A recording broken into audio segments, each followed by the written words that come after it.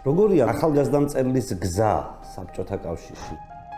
საერთოდ გამომცემლობები მთლიანად მამაკაცების სამყარო იყო ეს. დამოკიდებულება ქალი მწერლისადმი იყო ესეთი ირონიული. მივხვდით, რომ ეს სულ ტყუილა იყო ეს შეხვედრა.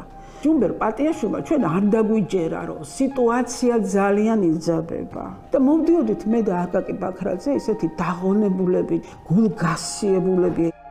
ზუსტად უნდა რომ აი დოქტორ შტაინერის როლი შეესრულებინა და ამას ხედავდა საკუთარ მისიად. მართლა გულწრფელად სჯეროდათ რომ და სწამდათ რომ ეს არის ხსნა.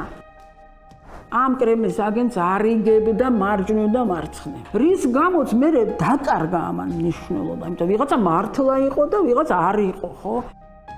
ილია ჭავჭავაძის საზოგადოება ამ აფეთქებულ, ასე ვთქვათ, ნაღმებს აცხოვრობდა. სისხლი თუ არ დაიღო რა, არა, არა, ჩვენ თავისუფლები ვერ გავხდეთ. ვისი სისხლი? შენი შვილების მეთქი, ჩემი შვილების რატო? წამოწდა. შევარდნაძის ჩამოსვლის შემდეგ ეს ჩაკეტილი წრე გაირღვა და დასავლეთმა დაიწყო ჩვენი დახმარება. თორემ მართლა დავიღუპებოდით და ამოვწყდებოდით შიმშილით.